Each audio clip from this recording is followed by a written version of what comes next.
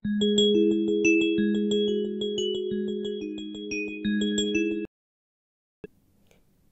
everyone, welcome you all in class in electricals. This is a new YouTube channel and I will be letting you know about the electrical basics, some tricky questions and cover all the technicalities of electrical engineering in subsequent videos. So, in this segment we will be discussing about some important electrical basics concepts, and before I switch to the important facts, I would like to ask you two important questions, that what is electric current and what is EMF, what we call as electromotive force. Any answers? Okay, I am telling you what actually the electric current is. Electric current is basically the controlled movement or drift of electrons through a substance. Okay, or you can say it is a rate of transfer of electric charge. I equals to dq by dt. Okay, so electric current is also defined as rate of transfer of electric charge. Okay, Coulomb is the practical as well as SI unit for measurement of electric charge. Please remember, Coulomb is the practical as well as SI unit for measurement of electric charge. 1 Coulomb is approximately equal to 624 into 10 to power 16 electrons. So this is electric current. And what is electromotive force? Electromotive force or EMF is the force that causes an electric current to flow in electric circuit, while the potential difference between the 2 points in an electric circuit is that the difference in their electrical state, which basically causes the flow of electron between them. So this is electromotive force. Now you get an idea of electric current and electromotive force. A question to you: in gases, the flow of electron is due to. So the answer is it is due to the electrons, positive and negative ions, all three: electron, positive and negative ions. Positive and negative ion, as I told you, rate of transfer of electric charge we have to consider. Rate of transfer of electric charge. Now, second important fact. The minimum requirement for causing flow of electron is a voltage source or any other thing. A voltage source and conductor. A minimum requirement for causing flow of electron is voltage source and a conductor.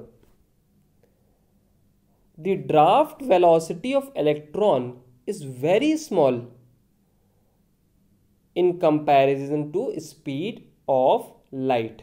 Okay, micrometer per second it is. Okay, now Ohm's law is not applicable for semiconductors, vacuum tubes, electrolytes, carbon resistors, arc lamps.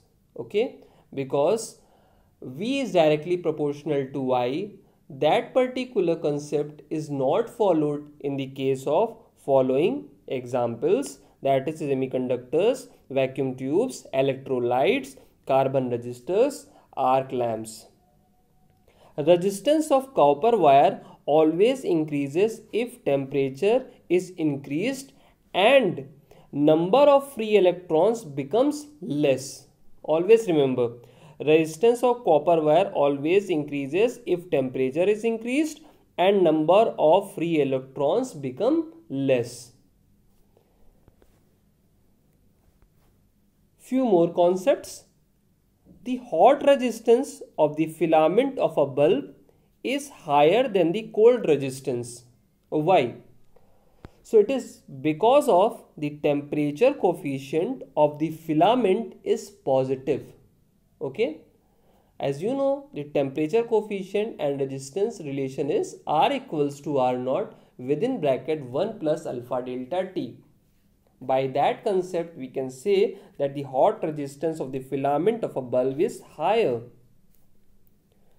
The temperature coefficient of resistance of an insulator is negative and dependent on temperature. Always remember, the temperature coefficient of resistance of an insulator is negative and always dependent on temperature.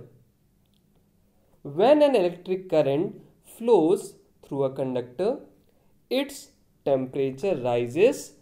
This is because of collision between the conduction electrons and atoms.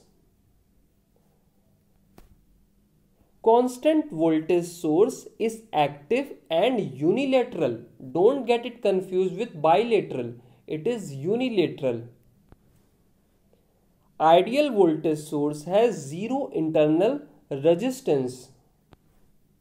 Ideal current source has infinite internal resistance. Kirchhoff's law are valid for both linear and non-linear.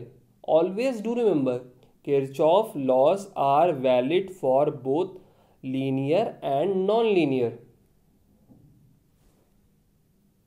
Kirchhoff's law are not applicable to circuits with distributed parameters. Sometime you see when we talk about transmission line in power system, thereby different type of models are studied. In that case, you have got an idea what actually the distributed parameters are all about. Okay. So electrical energy is expressed in 1 kilowatt hour, or you can say electrical energy is one electrical energy unit is 1 kilowatt hour, and electrical energy is expressed in kilowatt hour, and 1 kilowatt hour equals to 3.6 megajoule. And the last point, the amount of heat produced in the circuit is expressed in kilocalorie. Always remember, the amount of heat produced in an electrical circuit is in kilocalorie. And 1 kilocalorie equals to 4180 joules. Now, this amount of heat produced, this concept basically comes from Joule's law of electric heating. Joule's law of electric heating basically tells us that the amount of heat produced in an electric circuit is proportional to the square of current, that is I, heat is directly proportional to I square, and proportional to the resistance of the circuit, that is heat is directly proportional to R, and proportional to the time duration for which the current flows through the circuit. So H is directly proportional to T. So H is directly proportional to I square multiplied by R multiplied by T. And when it is converted into joules, then we can say that 1 kilocalorie equals to 4180 joules. Okay. So H equals to I square RT divided by 4180. Hereby you can get the value of heat produced in kilocalories. So this is the basic concept of work, power and energy, and few fundamentals related to Kirchhoff law and flow of electron. So thanks for watching and have a good day.